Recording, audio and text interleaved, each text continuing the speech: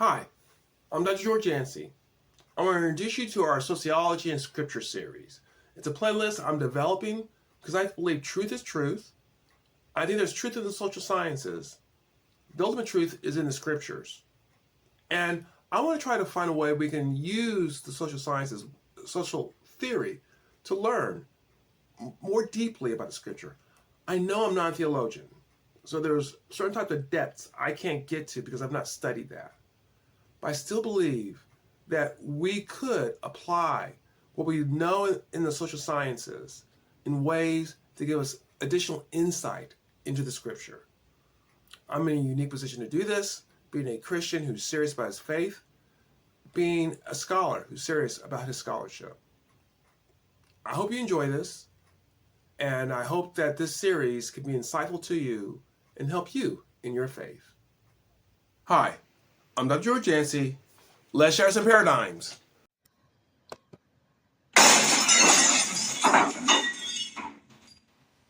The paradigm we'll share today concerns signaling theory, killing Jesus. This is part of the ongoing series I have on sociology and scripture, where I try to use my sociological knowledge and sociological theories to help us understand scripture.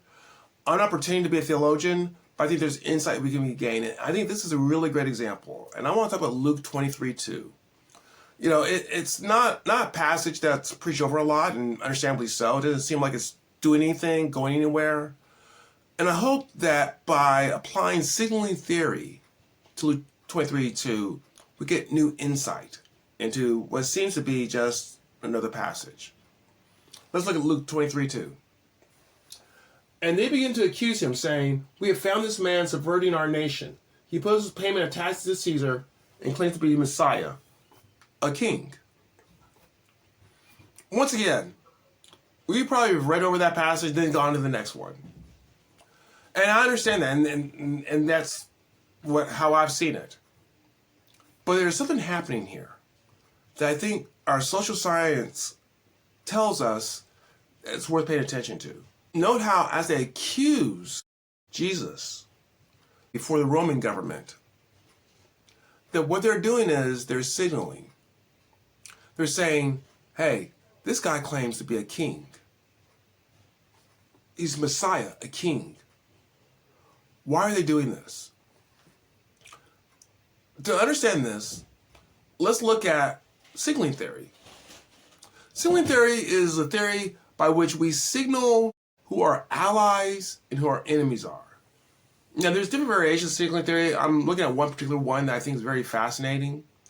That when we are in conflict, we want allies, so we signal to them, hey, I'm an ally of yours. We signal, hey, this is an enemy. You need to help me to attack them. This happens all the time. When we think about it, look at our political situation. Have not conservative Christians signaled themselves to certain secular conservatives, I'm with you, and vice versa. Let's ally against, how they put it, the woke. And on the other side, have not sexual minorities signal to racial minorities, hey, we're with you, and vice versa. Let's fight against these conservatives, these racists, these homophobes. This happens a lot when we think about it in our society. We may not normally have an interest with these people. We may disagree with them on a lot of other things, but we signal we're allies and we're fighting against our enemies. That is what the Jewish leaders are doing. They're signaling to the powers that be, we're your ally. This man, he's our enemy. He's our common enemy. We must defeat him and defeat his movement. Okay, before we move on, I hope you're enjoying this.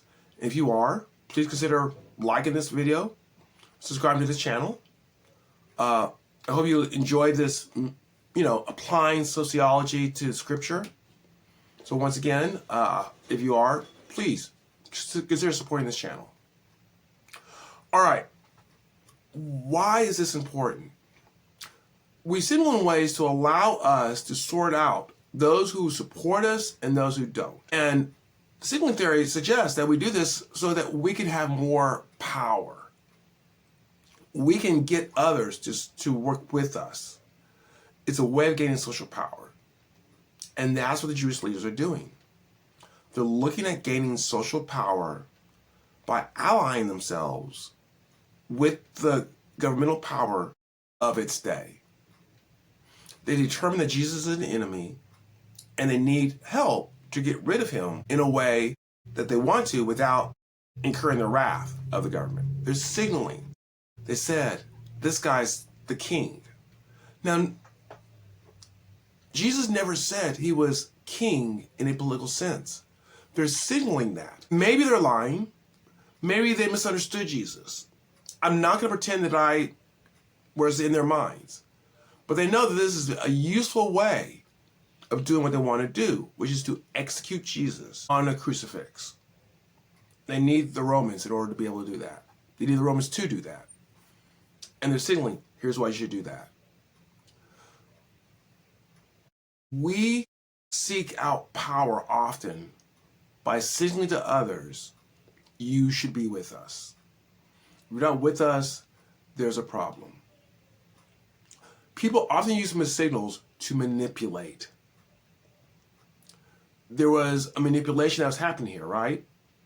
Jesus never said that he's come to overtake the political system as it was. In fact, he said differently than that my kingdom is not of this world. The Jewish leaders are manipulating the powers so that they can gain more power themselves to do what they want to do. Signaling theory is not just about what happens, but it warns us on how we can be manipulated into being allies with people we may not want to be allies with, and to doing things that may be morally against what we should want to do. The Roman government was manipulated to killing Jesus because of signaling.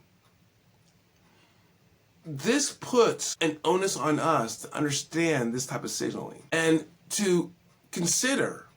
Now, to be sure, sometimes we need allies, and sometimes we do have a common cause, a common purpose. And there's nothing wrong with saying, hey, here, you believe this, I believe this, let's work together on this. Understanding we disagree on other things. There's nothing wrong with that. But when people come and they signal to you, hey, we got to get rid of this person because they did such, so-and-so, it's incumbent upon us to do our due diligence to know whether that's true or not, whether or not they're manipulating us, whether or not they're using us for their own purposes, only to discard us when they're done with us. People who are wise, who look at signaling theory and are wise, recognize the importance of deciphering whether the signaling is useful or whether it's manipulative. In this case, it was manipulative.